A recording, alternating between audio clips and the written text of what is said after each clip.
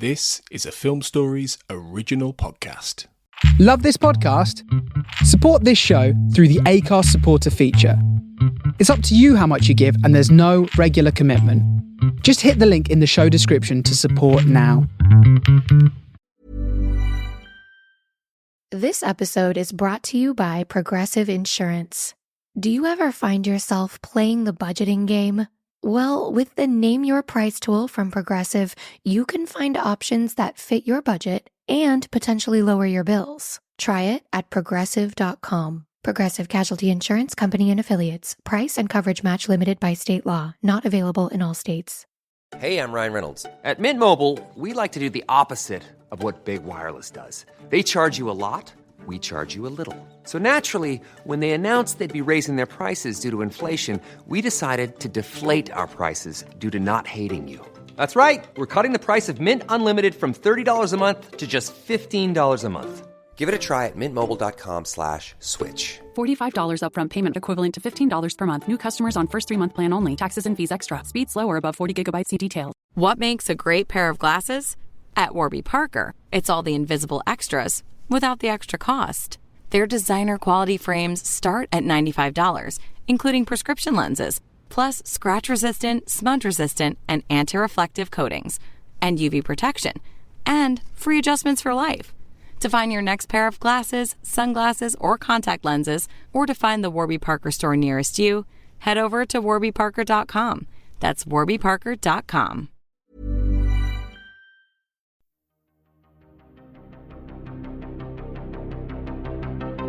This is Writers on Film, the only podcast dedicated to books on cinema.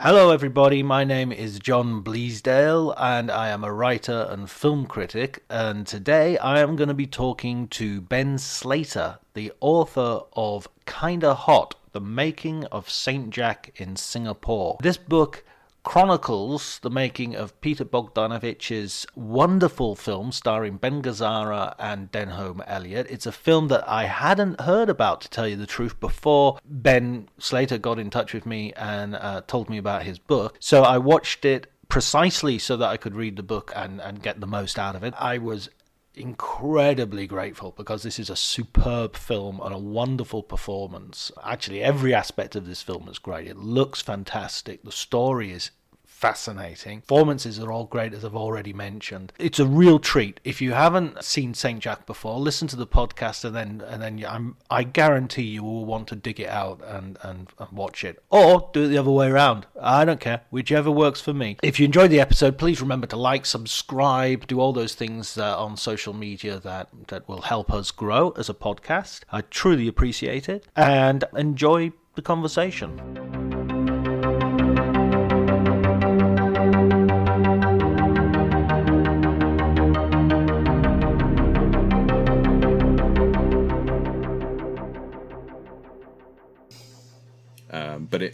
But yes. So how did I get to Singapore? Well, I mean, when we talk about my interest in Saint Jack, and it comes out of my coming to Singapore for the first time, and so my relationship with the film and my relationship with Singapore, they run parallel to each other. So I originally came to Singapore in 1998 to do a theatre production. So I had gone to university with a Singaporean friend who was a student at Bristol Uni with me when we were doing drama. And she had come back to Singapore after graduation, and she invited me, along with her, another really good friend of mine from Bristol who would become her husband. And they had started a little theatre company, and they invited me to come in 98. And they told me that the year before, in 1997, they had attended the first ever screening in Singapore of this film called Saint Jack. And I knew the name, and I knew Bogdanovich.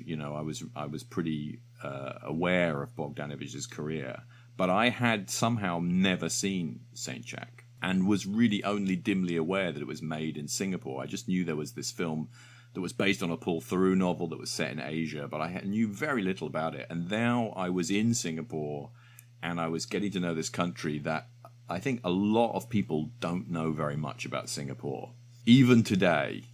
And there have been things like Crazy Rich Asians, and Singapore comes up in the news in all sorts of weird contexts. Like I know it came up in the UK a lot.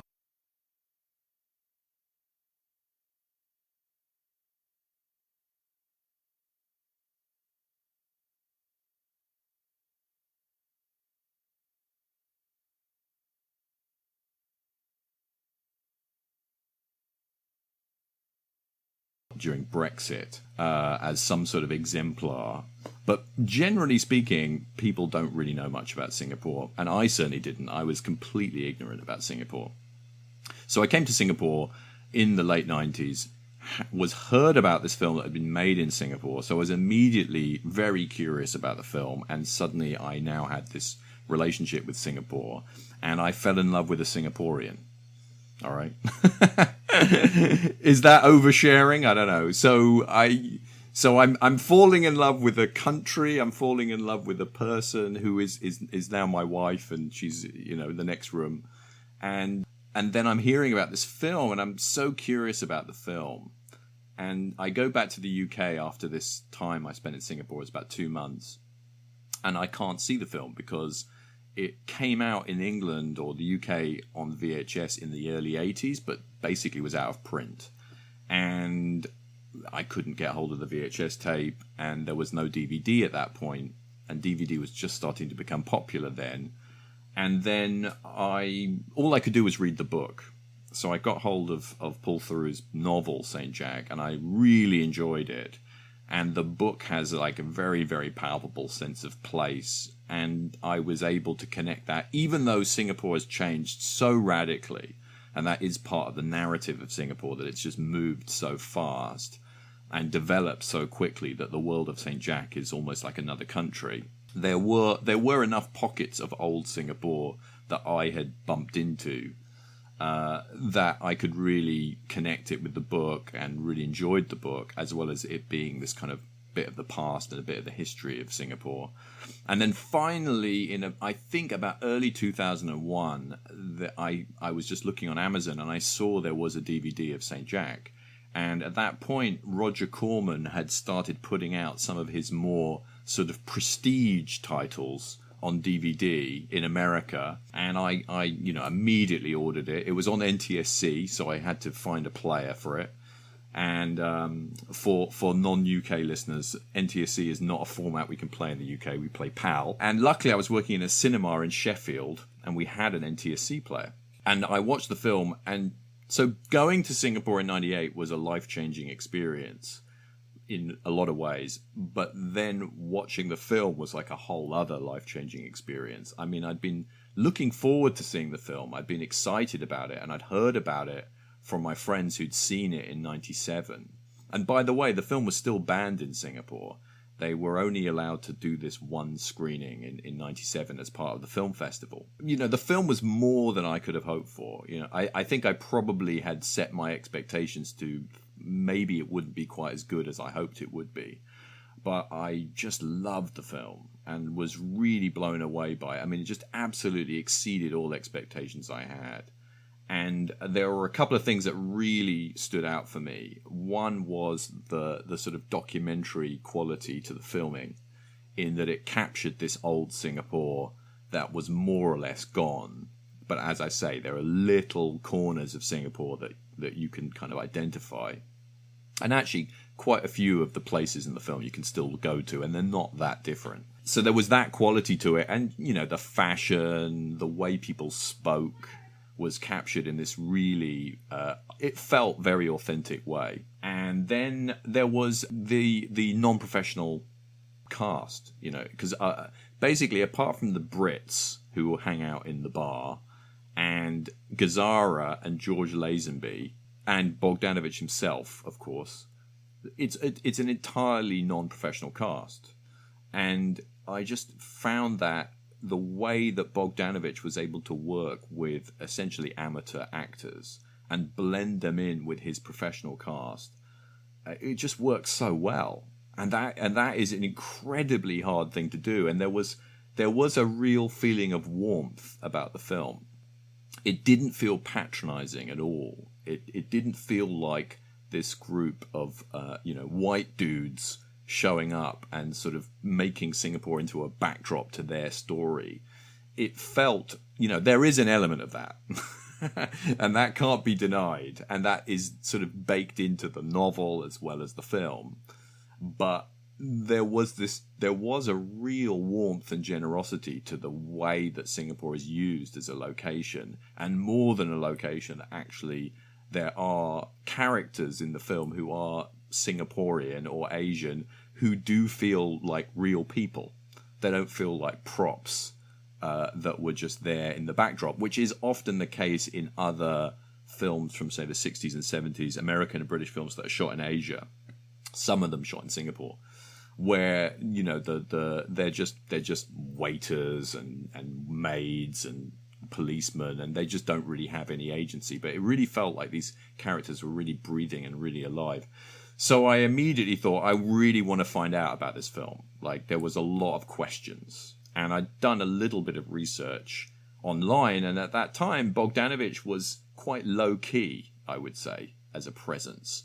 He was kind of had done a bunch of TV movies in the 90s, but he wasn't doing a lot. The Cat's Meow had been out, I think. But he'd done a few interviews, and he talked about St. Jack, and there's also a commentary track on the DVD, which isn't great. I can say that now. It's mostly Bogdanovich saying, I heard they tore that building down.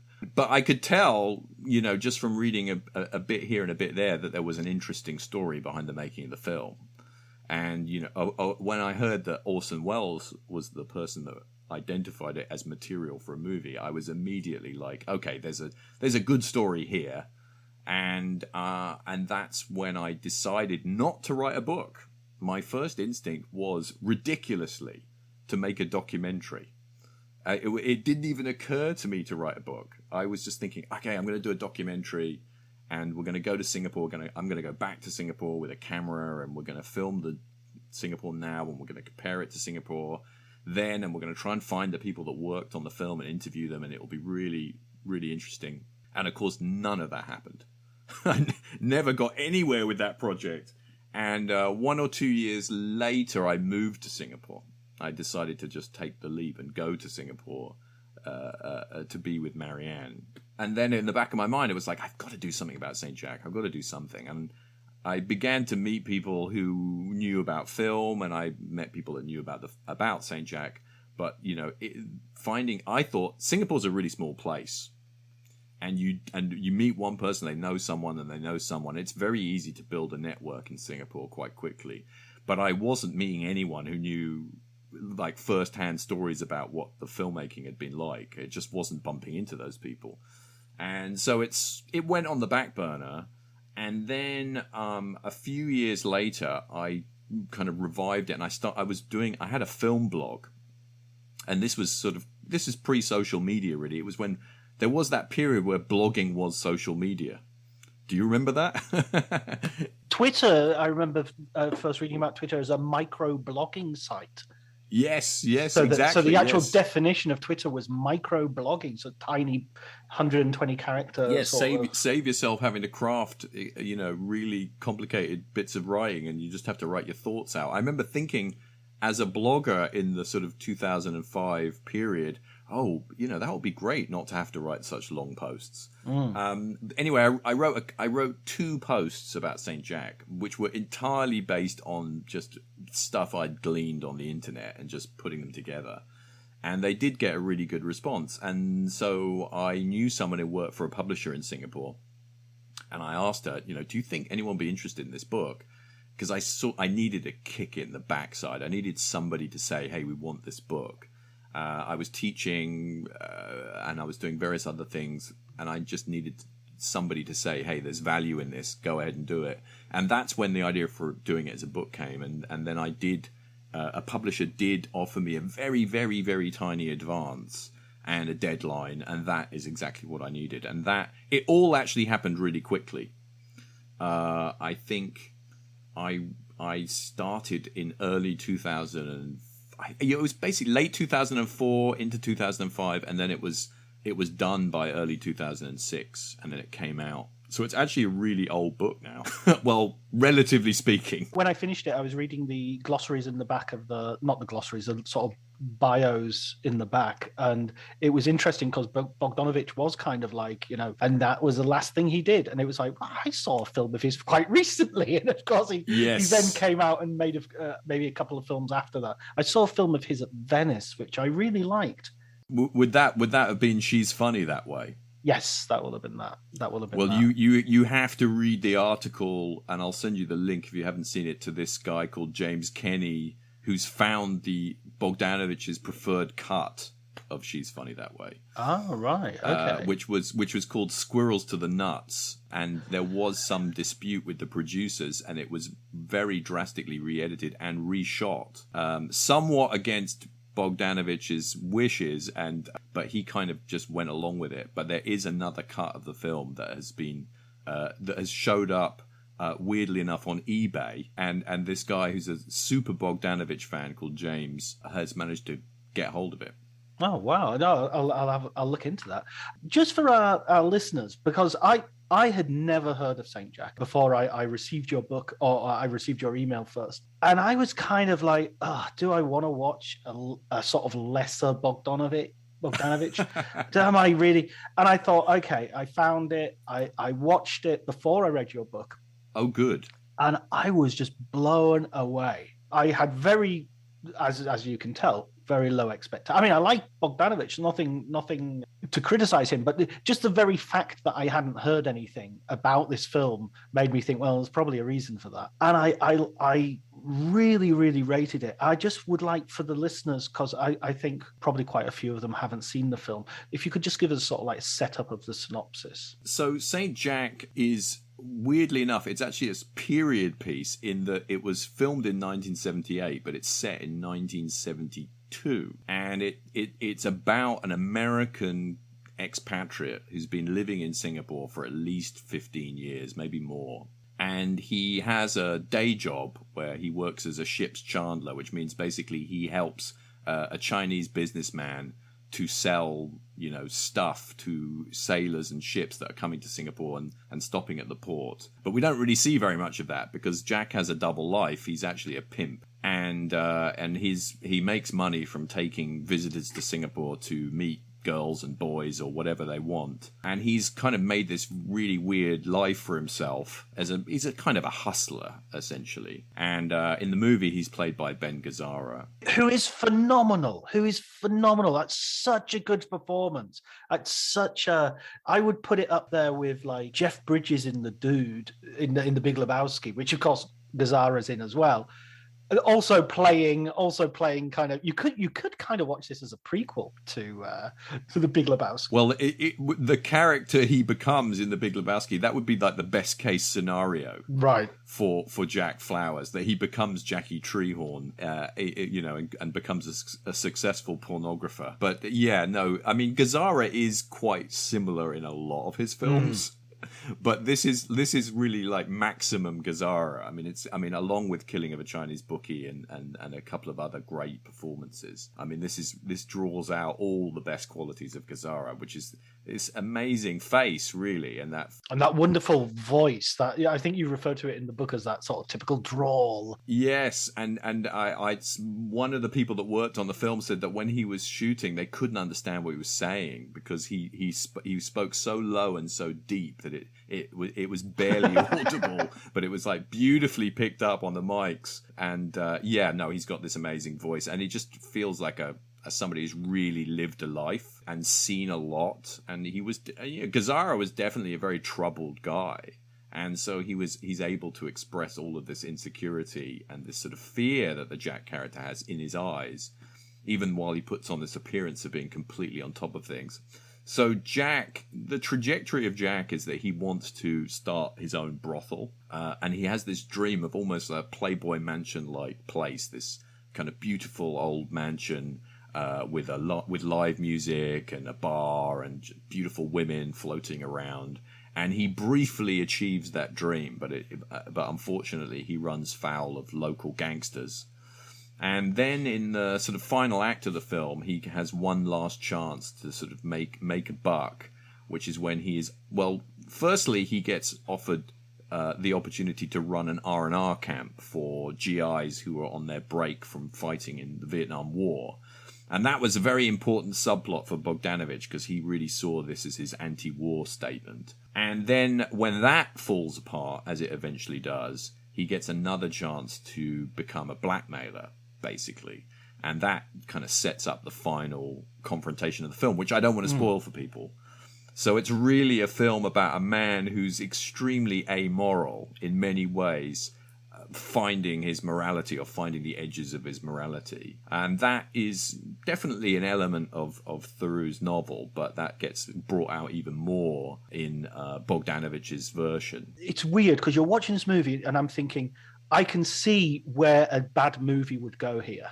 I can see a sort of one of the things that really elevates the film is the friendship between Gazzara's character Jack Flowers and William Lee, the character played by Denholm Elliott, and sort of English, similar sort of an expat who's living in Hong Kong but who comes in temporarily to do some accountancy work for the company that Jack works for, and he's got to sort of taxi him around, and they sort of become friends. And there's a small moment that I wanted to just underline because I think I treasure these moments in films as a writer, as somebody who's also attempted to write screenplays of varying degrees of success. Me too. Me too.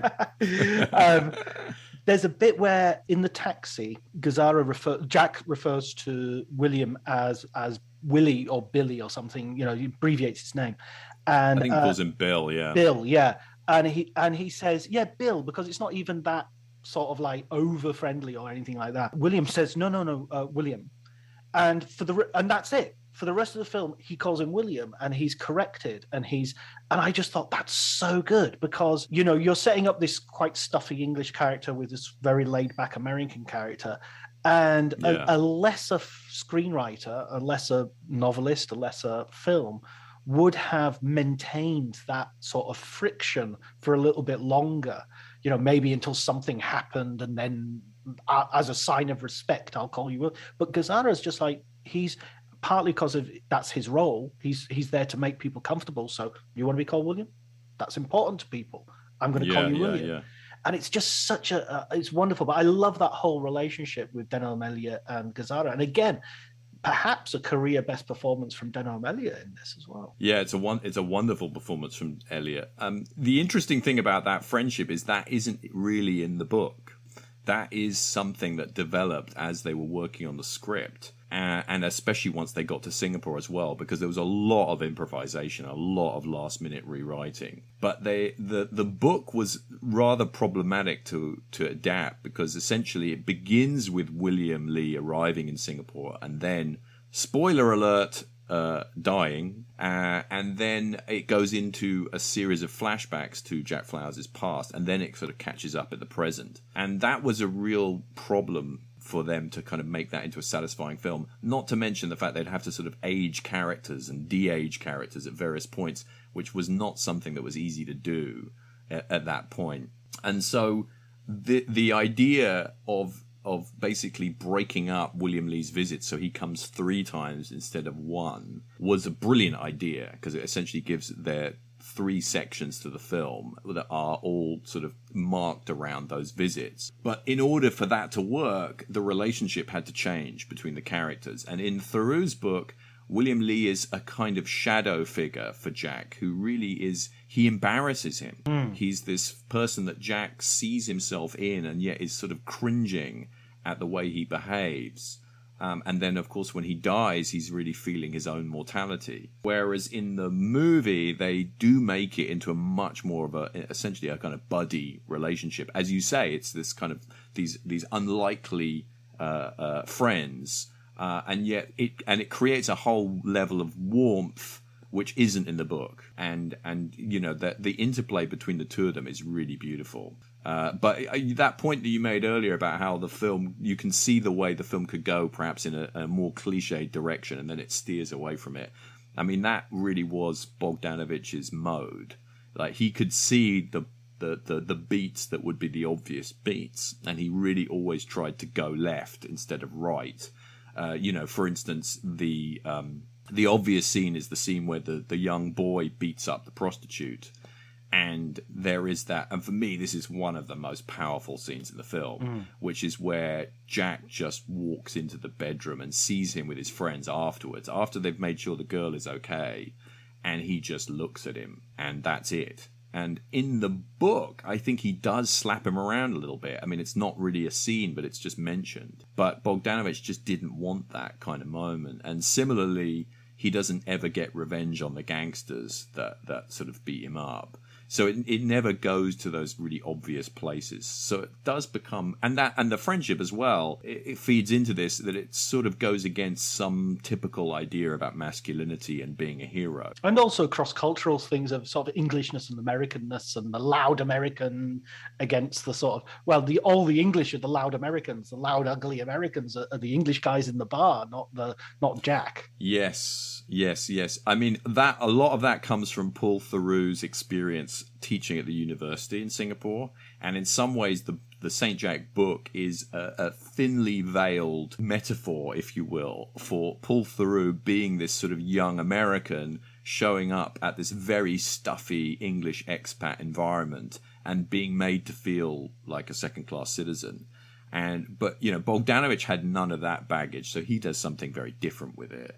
And he makes William Lee into this much more sympathetic character. But while they still keep the guys in the bar being an awful chorus of racism and misogyny and generally examples of what you shouldn't be, but they're also comic characters as well. I kind of wouldn't mind having a drink Rodney with them. Buse. Yes, exactly. Rodney Buse from The Likely Lads shows up. That's an unlikely lad if I've ever seen one. And I mean, this is probably more trivia than anyone wants to know, but when I was researching my book, I tried to interview Rodney Buse, and I found his agent's contact somewhere, and I wrote to them, and he said, I'm sorry, Rodney's not available. He's writing his own memoir, and he will be covering St. Jack in his memoir. And I think about 2 years later, I found the memoir, and I was like, okay, maybe there's some really great details that I didn't include in my book. And it was barely mentioned. It was like there was just one passing reference to him being drunk the whole time, not remembering much, and not liking Peter Bogdanovich, and that was basically it. So Rodney Buse did not have great stories about his time in Singapore. Yeah, apparently you said Joss Ackland of that bunch didn't get on with anybody. Yes, yeah, because Joss Ackland's character in the book is the leader. He's the one that's sort of in charge of that group and the most cutting one. And you do see, well, he basically doesn't show up again. He's in the first big scene in the bar, but then he disappears, and that is apparently because he just didn't really want to come back, and he somehow managed to get out of his contract. And so James Villiers, who's brilliant, ends up taking on a lot of his role and his lines, and I think they rewrote a lot of them themselves. Although, to be fair to Theroux, quite a lot of it comes from him. Right, I see. I mean, also, you mentioned in the book there was a quotation, I think, coming via Bogdanovich from Howard Hawks, where he talks about how audiences always expect certain scenes, and they're really happy when you don't give them those scenes. Yes, and I think that's referring to the scene in the brothel in the R&R center when the young boy sort of beats up the prostitute. That's doing that. That's giving you. That's not giving you the scene that you go, okay, now we've got to see this confrontation, and it's like, no, there's no confrontation. Yeah, Bogdanovich is making this film in a total state of creative freedom. Roger Corman had financed it and given him, at least $1 million, maybe a bit more. Opinions vary on how much was put into it. And he was in Singapore. He had almost no one checking in on him. I mean, he was able to do whatever he wanted creatively. Gazzara deserves a lot of credit. I think he did a lot of work rewriting the script too. And they could just, within the practicalities of filming a relatively low budget film, entirely on location, which was really hard. It was damn hard work, but nobody was stopping him doing whatever he wanted with the story. 1 million in Singapore would still, you're still filming. They had to get all the equipment flown in with Lufthansa. Yeah. It's not maybe the cheapness of, I'm not even sure, would Singapore have been particularly cheap? I think Singapore it was more expensive than some of the other options, particularly the Philippines, which is where Roger Corman wanted them to film. There, the money would have gone a lot further, but Bogdanovich really insisted on shooting in Singapore because of the book being set in Singapore, and he realized that Singapore had very unique characteristics in terms of the sort of multiracial mix of it, and the landscape and the geography of it that he wanted to capture. So yeah, the money was spent quickly, but they could do quite a bit with it. But they were working within certain parameters. For instance, they tried to shoot everything in private locations, like hotels and people's houses. They really tried to avoid anything that would involve bringing them up with getting permission from the Singapore government, which is a whole other dimension of the film that we've not talked about, which is that essentially they were making it in secret, which was another aspect of when I was thinking about writing the book. I was like, this is wild. I mean, there are very, very few movies made at this level with, famous actors, famous directors, where they made the film in secret. It's like a Peter Sellers film, isn't it? Yeah, After the Fox. Yeah. Yeah, no, that aspect of it was like, how did they do it? As I say, I was filled with questions like, how do you pull that off? How do you make a film of that scale without people finding out? So how much input did you have from Bogdanovich and the other sort of creative forces that went into making the film? I mean, I didn't want to write the book unless Peter Bogdanovich A, approved of it, and B, was willing to talk to me about it. It wouldn't have worked if I hadn't got his take on it, and so I had a contact who had interviewed him for another book. It was actually Tom Charity. I don't know whether you know Tom Charity, who used to write for Time Out. He wrote a book about John Cassavetes, and he had interviewed Peter for that. So Tom very generously gave me Peter's contact, or a contact for one of his assistants. And so I wrote to him, and I was amazed that I got a response. And it took a while, but not that long.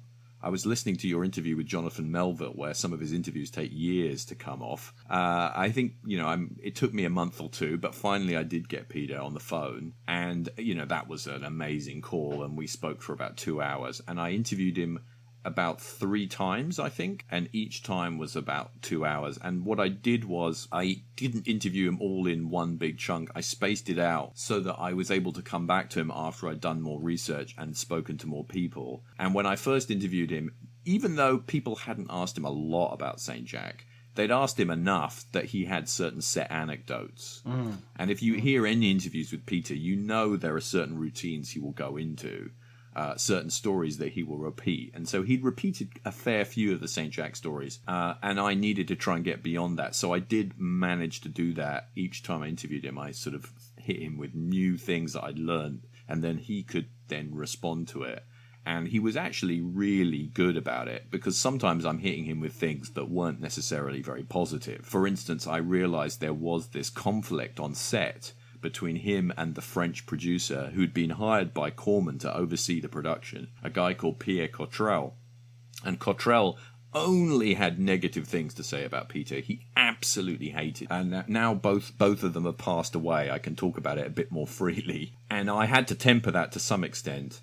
But I was able to go to Peter and say, I've interviewed Pierre now. And I remember the first time I told Peter that I'd interviewed Pierre, and I could feel him sort of, even on the phone, I could feel him sort of becoming quite uncomfortable. The temperature in the room went very cold. Yes, I'm trying to find the right metaphor. Yeah, something about the air in the room changed, and he was like, "Oh, you've talked to Pierre, have you? And then it was like, okay, and now we got onto this other topic, which was the fights they were having, and then this, in a way, the book has a little bit of a climax, which is where there's a little bit of a chase to see who can get the film, who can seize the film, with Pierre versus Peter, which is kind of a fun thing that I found out about, and I was able to ask Peter what happened and get his version of the events. So yes, I had access to Peter. Ben Gazzara I was able to speak to. And Ben Gazzara was at that point living in... He would spend a lot of the year in Italy. And he was writing his own biography, his autobiography at that time. And then I think he actually started writing a novel. I have a feeling that when I spoke to him, he was writing a novel which has never been published. But somewhere there is a Ben Gazzara novel out there. And maybe unfinished. But I had about a 20-minute call with him, and that was really magical. As I think I say in the book, I mean, it feels like you're actually talking to the character from the film, because the way he speaks, it's very poetic, it's very funny, and he really is that guy. So that was when you speak to Ben Gazzara, you're just on a high after that. Yeah, he's got a sort of legendary aspect to him. But you mentioned his voice. Sadly, by the time I spoke to him, his voice had really gone because he'd had cancer, and he'd if you watch the later performance. It took a lifetime to find the person you want to marry. Finding the perfect engagement ring is a lot easier. At BlueNile.com, you can find or design the ring you've always dreamed of, with help from Blue Nile's jewelry experts, who are on hand 24/7 to answer questions, and the ease and convenience of shopping online. For a limited time, get $50 off your purchase of $500 or more with code LISTEN at BlueNile.com. That's $50 off with code LISTEN at BlueNile.com. This episode is brought to you by Progressive Insurance. Do you ever find yourself playing the budgeting game?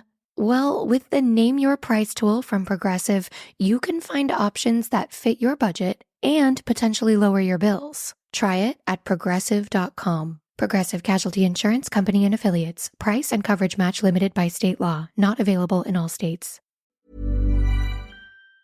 In the last few films he did, the voice is really, there's very little of it left, unfortunately. Yeah, those constant cigarettes in the end. Cigars. Cigars as well, yes, absolutely, yeah.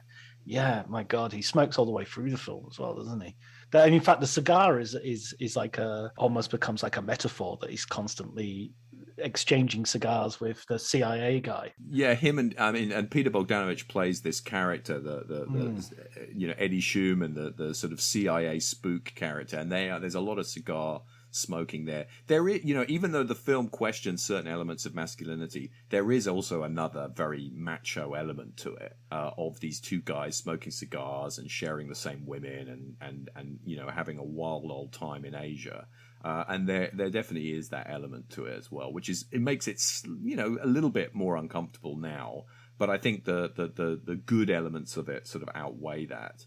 But I've seen the film so many times. There are some bits of it that make me slightly cringe after all of these years, especially knowing what they were up to behind the scenes.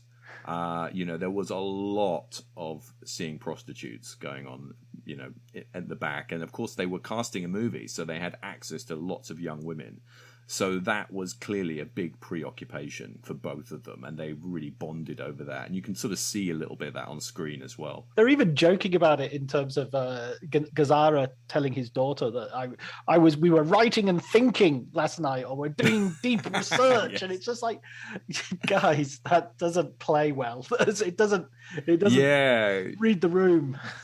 There's did you hear the TCM, the Turner Classic Movies podcast about Bogdanovich's life, which he did? No. Luckily they got it done before he passed away. Right. I actually contributed to the episode that deals with St. Jack, and they do actually, Ben Mankiewicz, of course, relative of Mank, who you've mentioned on previous podcasts. He does call Peter out on his sort of macho and misogynistic behavior a couple of times. And actually, it's a pretty good moment if you listen to that episode. He does talk to Peter about the sort of dynamics of him, basically sort of acquiring the women who he was casting in the film. But I mean, that feels like it's also what the film is about to some degree. It is about. It's not like this is something that is unexamined. Maybe it could be done a bit more critically. But on the other hand, one of the things that I really liked about the movie, and I can't claim originality for this because I looked at a Letterboxd review. And somebody was saying how they really, really loved Gazzara's character, Jack, because he was sex positive. And I thought, you don't often think of that, there's again, in a bad version of this movie, him being a pimp would just be an automatically negative thing, would just be automatically, he's exploiting these women.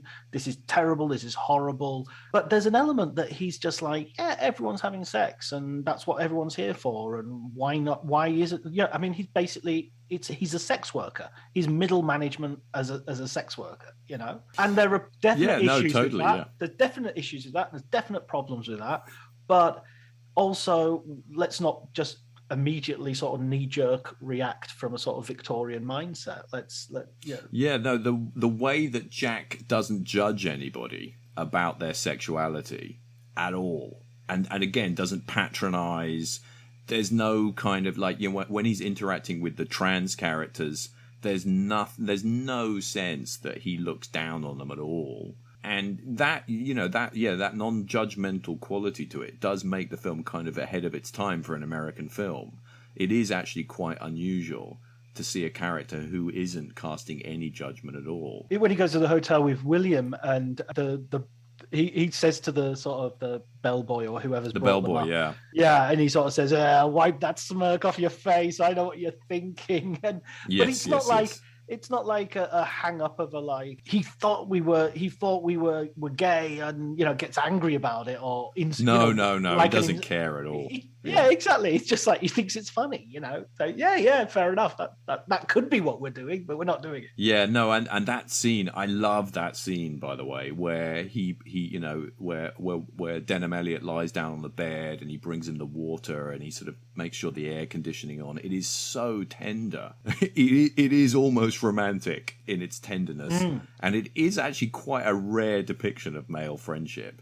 But then after he leaves the hotel room, one of my favorite shots in the film is a tracking shot of Ben Gazzara walking down a corridor in Raffles Hotel, and you can sort of see a bit of the what's happening outside the window. It's almost in silhouette, and it's such a beautiful shot, but it also has this real quality of him thinking about death, basically, and him knowing that this guy that he's just left behind is not got long for the world, and thinking about his own death.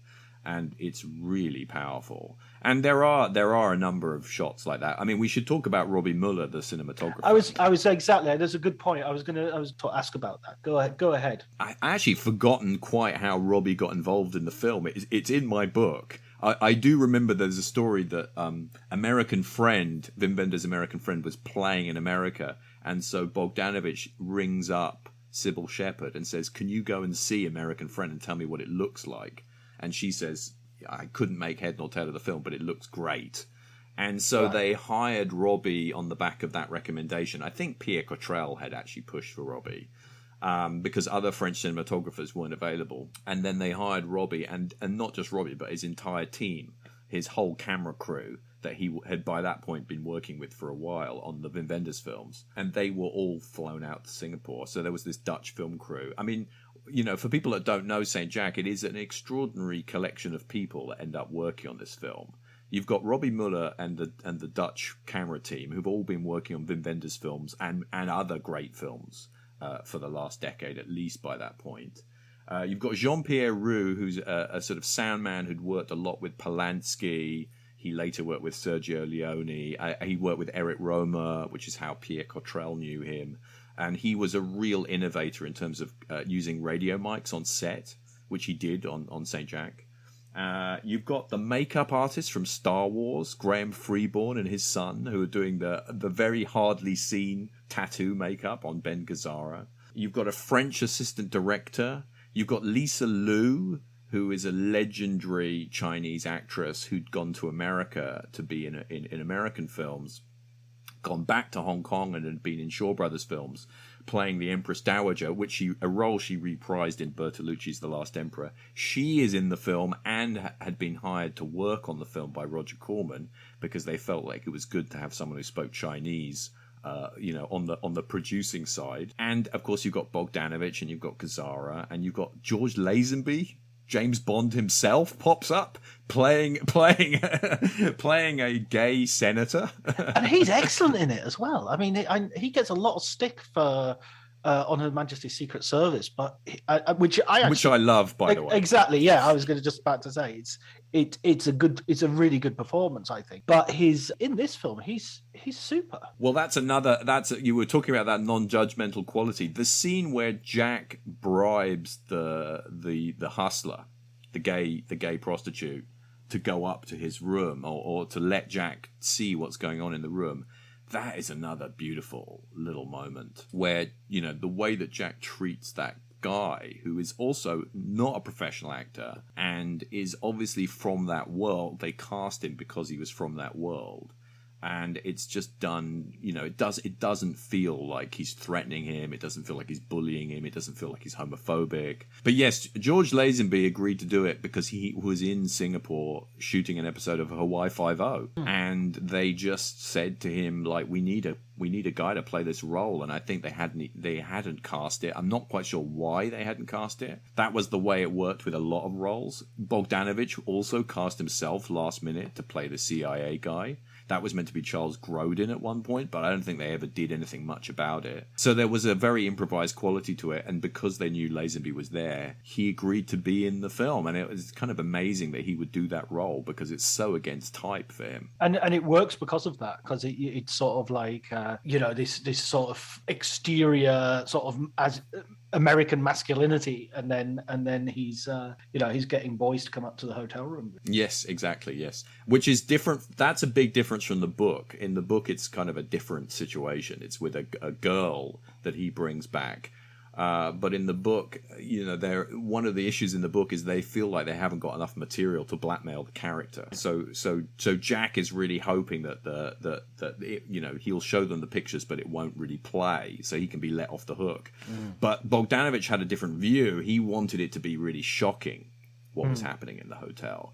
And actually, they took a couple of days off shooting to sit in the hotel to try and figure out the whole sequence and to figure out what was going to be happening in that hotel room, and that's what they ended up with. In terms of the way they use, we talked about it a little bit earlier, but that this could easily be a sort of sexploitation movie. And in fact, like Corman, according to your book, he's quoted in your book as saying, this was a film about sex in Singapore and it didn't have anywhere near enough nudity. I mean, it's quite restrained. It's quite restrained in that. Roger Corman, it's fair to say, was very disappointed with the lack of what he would probably call marketable elements. He I think he even said to me in the interview that he would have liked them to have gone back and shot some more nudity and sex, but it was just not an option because they basically had to run out of town before they got caught by the authorities. So yes, it was a big disappointment for him. Yeah, the relationship of Bogdanovich with the crew and with everybody, it kind of gets quite bumpy.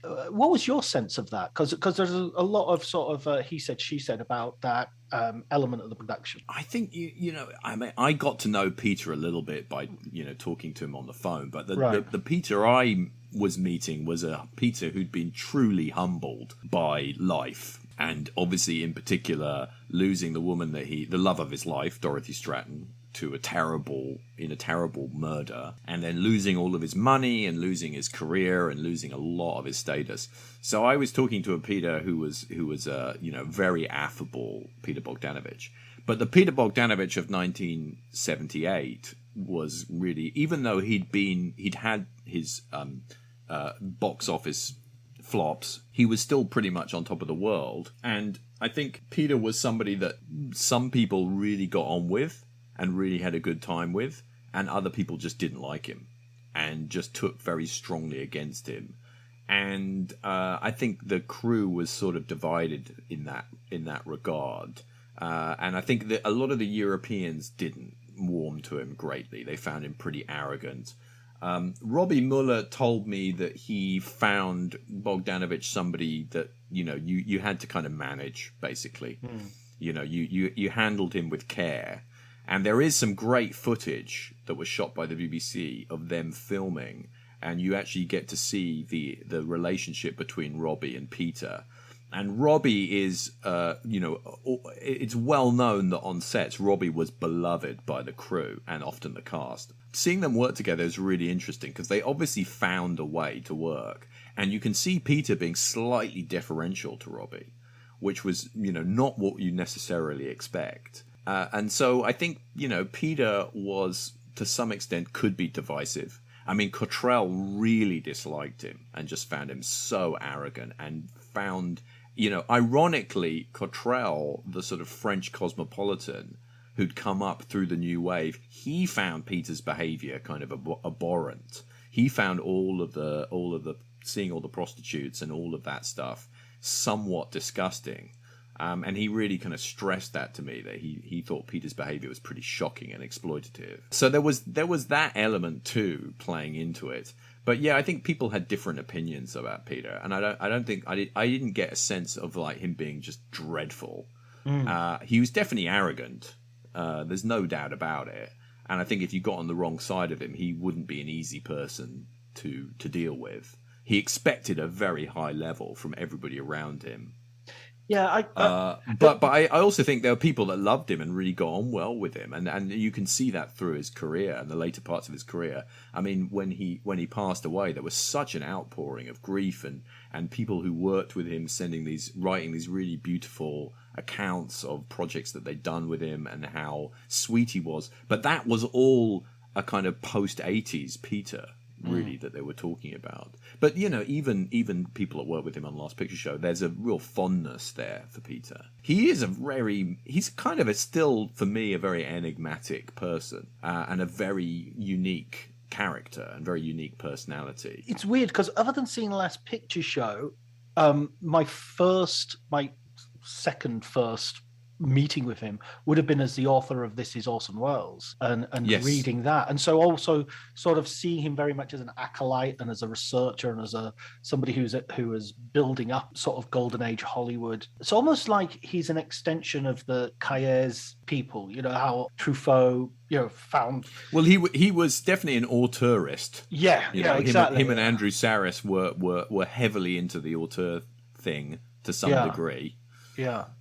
So him going around and interviewing John Ford and Frank Capra and all these people. Hitchcock. Yeah. So, I mean, the film comes out, and it's interesting as well that it isn't a flop by any means. It's actually kind of quite successful, right? Well, I think it didn't really make any money in America, and it got critical acclaim in Europe, and it won the Critics' Award at Venice. And Denham Elliott was nominated for a BAFTA in the UK. Although I did a little bit of research, and it seemed it was released almost entirely only in London, in Soho, in some sort of sleazy cinema in Soho. It did not have a wide release in the UK. And the American reception was mixed. Roger Ebert really liked it, but Vincent Canby in the New York Times didn't like it, which was really, for Peter, the New York Times was really the one. You've got to get a great review from the New York Times. So he was still upset about that review. All of those years later, when I spoke to him, he says Canby slept through the screening. Yeah, he'd heard a rumor that Canby had fallen asleep. Yeah, so yeah, that I mean, Peter took that to heart, and also he felt that Roger didn't do a good job with the release. That Roger tried to release it like a B movie, and it needed a bigger platform. The story is that Peter wanted to sell the film to a studio, right, and get it away from Roger. And was hoping he was hoping that once people saw the edited version, that he could sell it and actually have a proper release for it. But that never happened. The studios didn't buy. I don't know whether the offers ever came or whether there weren't enough money. I'm not quite sure what happened. I mean, I know that Peter and Roger remained on good terms in the end, but there was a wobbly moment there where they weren't very happy with each other in the aftermath of St. Jack.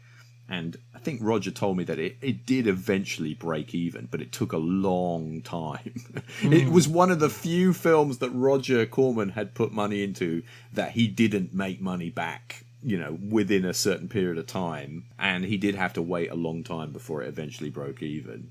So it wasn't a flop. It wasn't a disaster. It wasn't a flop in the way that the earlier films that Peter Bogdanovich had made, At Long Last Love and Daisy Miller and Nickelodeon, they were considered flops because they were big budget films made by studios. Whereas this was an independent film, basically, made on a very low budget with very low expectations. It was just that Peter was seen as this big time Hollywood director. And for him, he wanted both critical acclaim and financial success, which he had seen with Last Picture Show and What's Up, Doc and Paper Moon. They had all hit all the buttons, So that's what he expected, and it didn't happen, and it was a big disappointment. But he then used the energy of this guerrilla approach to filmmaking to go into They All Laughed, which was going to be the next project that was really going to put him on the map. And in a way, he saw St. Jack as kind of like a test run for like, I'm going to get back into location filming.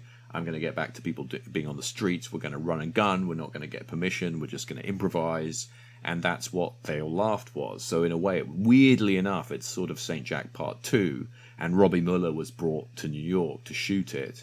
So there was that continuity as well. And Ben, of course, Ben Gazzara was going to star again. So they wanted to kind of reproduce the magic of St. Jack. And of course, that didn't happen. And partly that was because of what happened with Dorothy Stratton. I just have to absolutely underline that if you're listening to this and you haven't seen St. Jack, you really got to watch it. It's a real... And I presume you saw it online.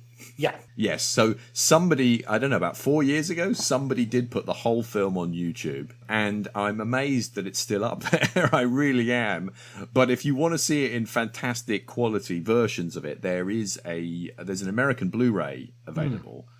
From a company called Scorpion, which I think might be out of print, but you can probably get copies on eBay. And I did a commentary track for that, and a couple of little documentaries. I made a couple of little documentaries, or produced a couple of little documentaries. One is an interview with cast and crew that we gathered for a screening we did in 2009. That was an anniversary screening. It was the 30th anniversary screening. We did it in Singapore.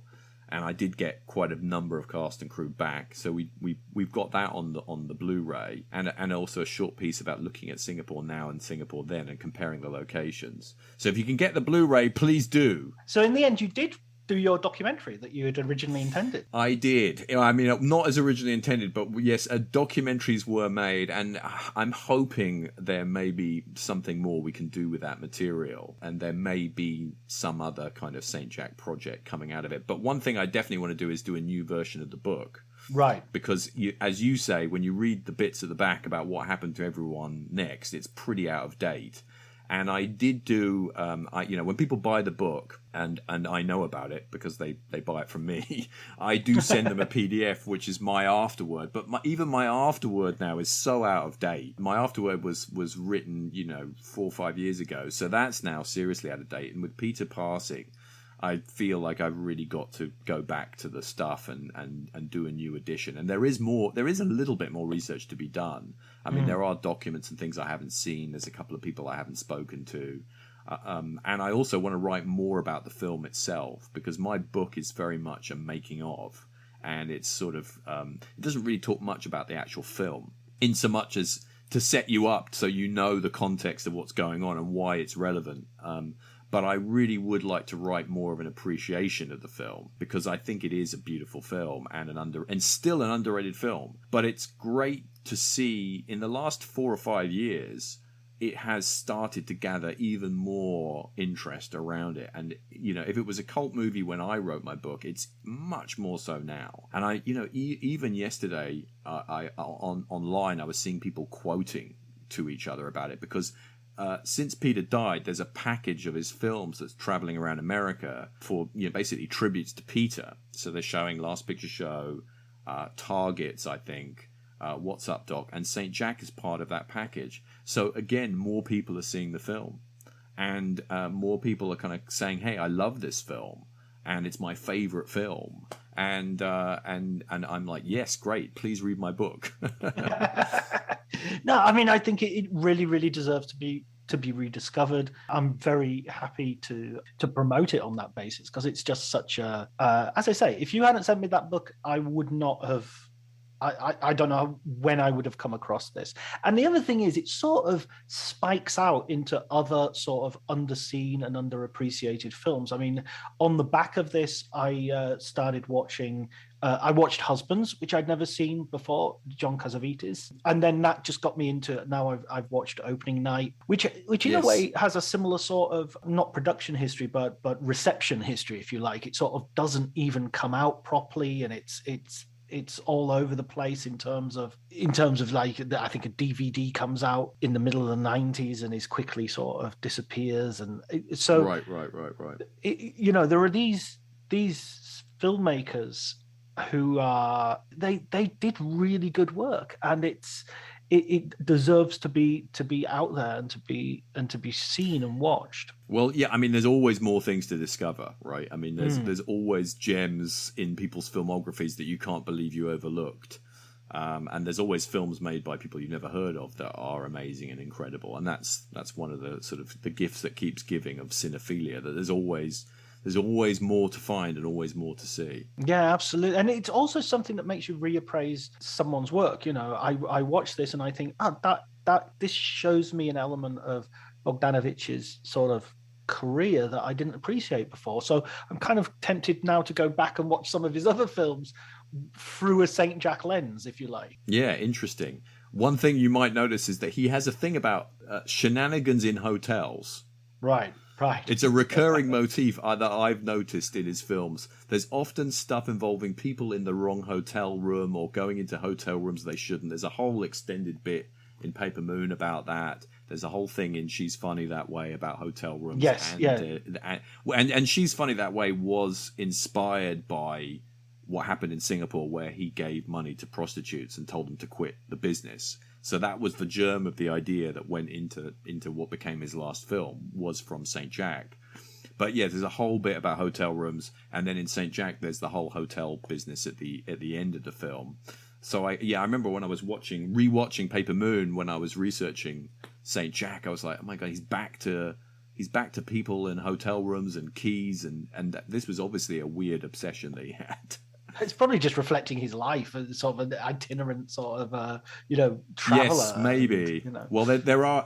St. Jack has a lot of hotels in it. I need to ask you for a recommended book, as I ask all my guests. So what film book would you like to recommend our listeners? Well, am I able to recommend a publication that's sort of halfway between a book and a magazine? You may. Depends entirely on which one it is, I guess. Well, I'm holding up now for you to see. Obviously, the listeners can't see, but so this is an edition of a kind of book magazine journal, which is called Nang, Nang, which is the Thai word for skin, which is sometimes used as the Thai word for screen for cinema, and it's a word that pops up in other Southeast Asian countries as well. And it's a publication. It's a 10 edition or 10 issue publication that was created by a friend of mine whose name is Davide Casaro, and he had this idea of creating these 10 magazines about Asian cinema, and each one is edited by a different person, or sometimes it's two people who have an interest in Asian cinema, and each one is themed around the editor's interests. And they're very, very beautifully produced. They're made with extremely kind of high qualities of design and photo reproduction and paper. And they are books, basically. I mean, they're book length. And I had the great privilege of editing the very first issue of Nung, which is about screenwriting in Asia. I was really, really happy to do it. It was an amazing opportunity to edit and, to find all of these screenwriters and get people to interview screenwriters in an area that was really underserved. I mean, no one has really done a single volume about that before. And each issue is completely different. Some are a bit more academic, some are totally accessible, some have lots of interviews. There's one that's just commissioned short stories reflecting on Asian cinema. There's one more to come, which will be issue 10, and then Davide will kind of wrap up the project. And he's now currently moved on to working for Mubi, because Mubi are now doing a print-only publication which is going to be their new version of their notebook, and Davide is working on that. So it's sort of his work with Nung has led him into now working for Mubi. In the end, we all end up working for big streaming companies. It's unavoidable, one way or the other. But Nung is still available. You can go to nungmagazine.com and you can get all of the issues apart from the one I edited. I'm very proud and somewhat smug to announce it's the only one that's completely sold out. And but the other 8 that are available, you can order online, and you can go in and look at the contents, and there's tons of stuff in there. They're really, really good. And they're real labours of love, and they are content that you can't read online. So that's another aspect that makes them really special. So that, if that's okay... Oh, that's fine. That's brilliant. That sounds like a really interesting thing. I was interesting by this idea of people doing only paper printing now. It's like, publishing is entering its vinyl stage, where we're going to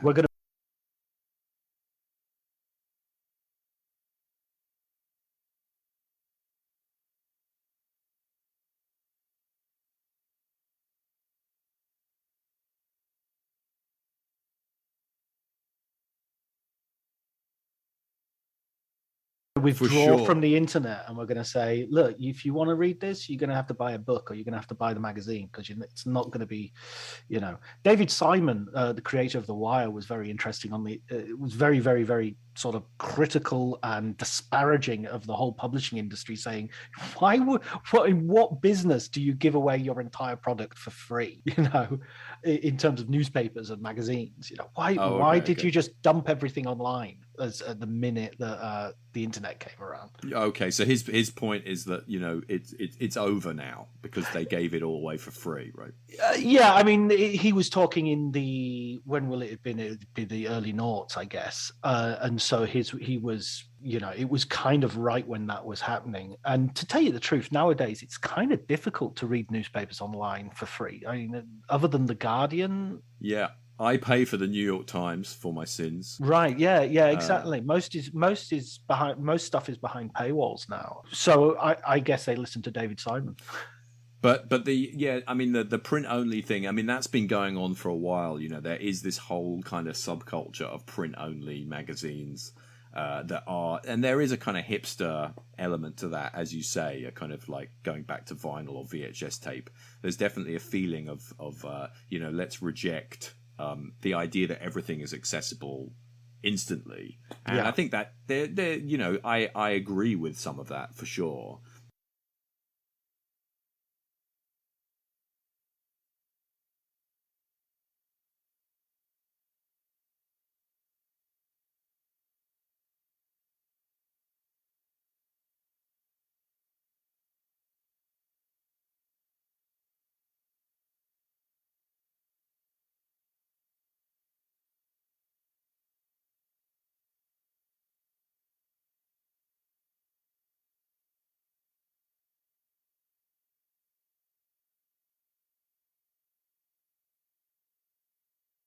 Sometimes the magazines can be just purely beautiful objects and have very little content in them, which is, there's a market for that. But Davida's Nang project is really very content rich. But we also we have done some online stuff as well. So I actually edited an online special edition a couple of years ago.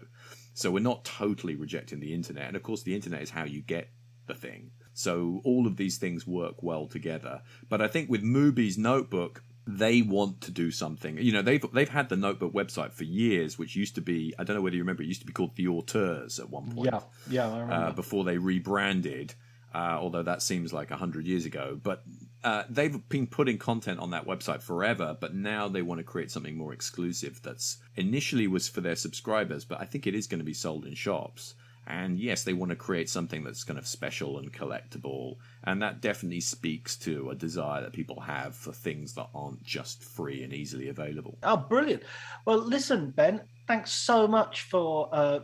thank you for introducing me to St. Jack. And thanks for My pleasure, man. And it was a really, really good book, a really interesting read. And not only in terms of the making of the film, but like as you were saying right at the very beginning of the conversation, I'm totally ignorant about Singapore. And so reading about the history of Singapore and how it relates to the film as well, all of that stuff was super. Thank you so much. I know, I really appreciate it. And I've been really enjoying the podcasts.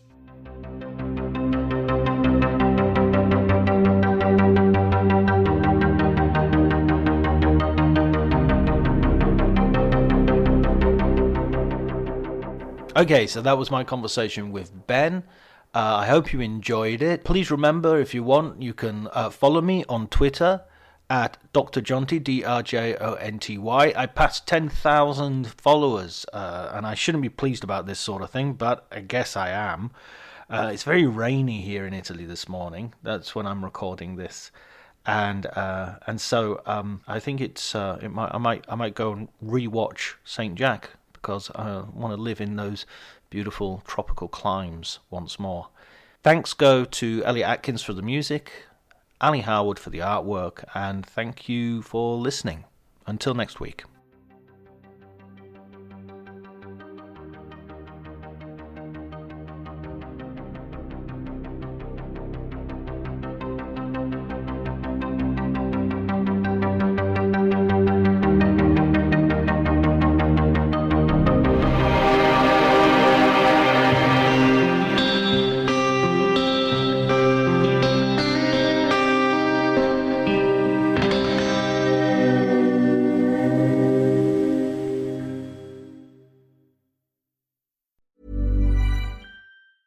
If there's one thing that my family and friends know me for, it's being an amazing gift giver. I owe it all to Celebrations Passport from 1-800-Flowers.com, my one-stop shopping site that has amazing gifts for every occasion. With Celebrations Passport, I get free shipping on thousands of amazing gifts. And the more gifts I give, the more perks and rewards I earn. To learn more and take your gift giving to the next level, visit 1-800-Flowers.com/ACAST. That's 1-800-Flowers.com/ACAST. Cue the fireplace and your favorite fall movie. There's nothing better than a cozy evening at home with a glass of First Leaf wine. First Leaf is a personalized wine club that delivers right to your door. Sounds magical, right? They get to know your favorite tasting notes, which varietals you enjoy, and whether you prefer sweet or dry wines. So in every shipment, you get bottles tailored to your unique palate. Go to tryfirstleaf.com/fall to get your first 6 wines for just $44.95 with free shipping. My dad works in B2B marketing. He came by my school for career day and said he was a big ROAS man. Then he told everyone how much he loved calculating his return on ad spend. My friends still laugh at me to this day. Not everyone gets B2B, but with LinkedIn, you'll be able to reach people who do. Get a $100 credit on your next ad campaign. Go to linkedin.com/results to claim your credit. That's linkedin.com/results. Terms and conditions apply. LinkedIn, the place to be, to be.